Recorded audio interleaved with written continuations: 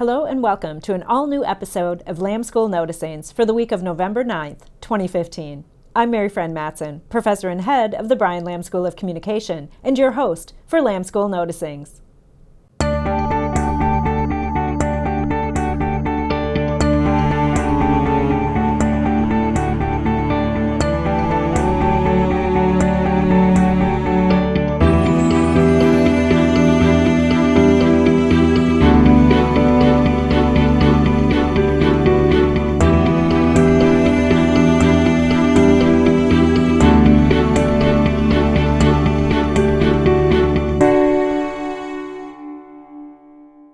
Recently, Lamb School professor Robin Clare presented as part of the Policies for Progress conference here at Purdue. The conference is part of a funded, multi-year Andrew W. Mellon Foundation pilot program supporting interdisciplinary research teams who address important world issues. In bringing together social sciences and STEM researchers to address major global problems, participants hope to drive beneficial change, raise public awareness, and improve the human condition. We talked with Professor Clare about this research and her involvement with Policies for Progress. Yeah, Open Skies is a project that's being funded by the Andrew W. Mellon Foundation, and the idea was to bring together transdisciplinary teams of researchers to study grand global challenges across the world, and they wanted a variety of different problems to be approached. And one of the problems that comes under the UN problems and goals for the future is dealing with water problems and sanitation issues. So our project deals with sanitation issues in India. So we've come together from a number of different areas to work on the project. And we designed the project to work with Purdue students by way of having two classes, one that I taught and one that Professor Lee taught. And the students were divided into groups. So each class had 4 teams, so for a total of 8 teams. And the teams were going to be fed back information from India, from the people in India in these rural villages and what kinds of sanitation technology they needed. And in the meantime, Raul went to India for us over winter break, and he conducted 9 focus groups in 2 different villages and later went to a third one. And in those villages, no one has a toilet, so it's all open defecation, which is very common in India. 62% of the population defecates in the open. And in the rural areas, that's even higher. It's 70% of the people defecate in the open. And there are many, many children, millions, who have no toilet facilities at their schools. But, of course, as the information came in, we kept finding ourselves being faced with serious problems that we just had no understanding in the beginning just how complicated the problem was.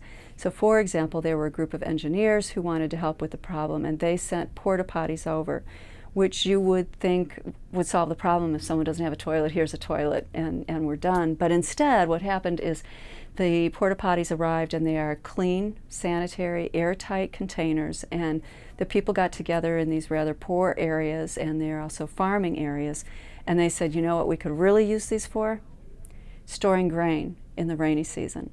And so everyone agreed not to use them for the purposes of defecation, and instead they started storing grain in them.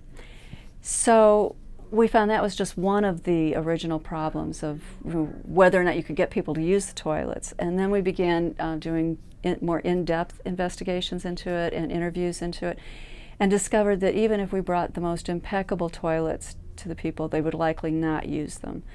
I think getting people to agree that toilets might be useful is something that's still going to have to be negotiated. I think almost everybody felt they'd be good for somebody else, but not themselves.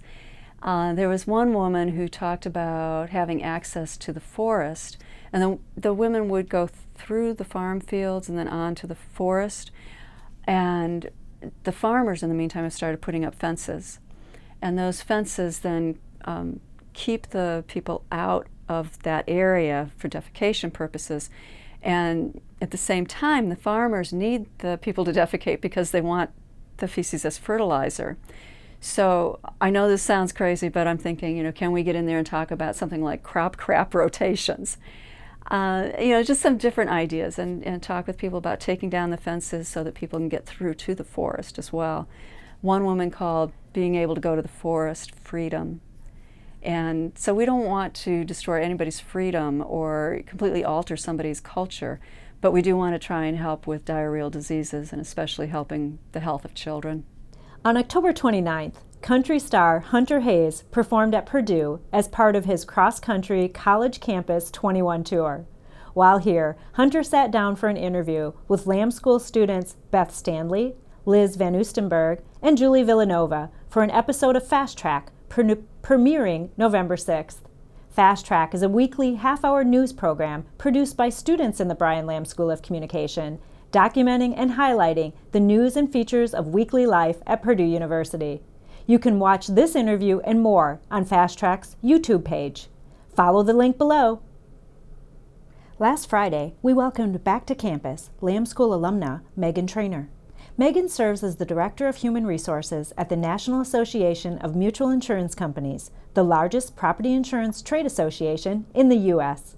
She manages recruitment, employee relations, performance management, compensation, and benefits for the association. While on campus, Megan participated in a meet and greet hosted by the Lamb School, as well as LA Influentials, an amazing undergraduate level lecture series featuring prominent liberal arts alumni who represent a diversity of careers. Thanks for taking the time to visit with us, Megan. You're welcome back to campus anytime. That's a wrap on this episode of Lamb School Noticings. Be sure to check back in 2 weeks for our next all-new episode. In the meantime, make sure to send your updates to me at mmatson@purdue.edu and stay in touch via social media. Take special care and see you next time.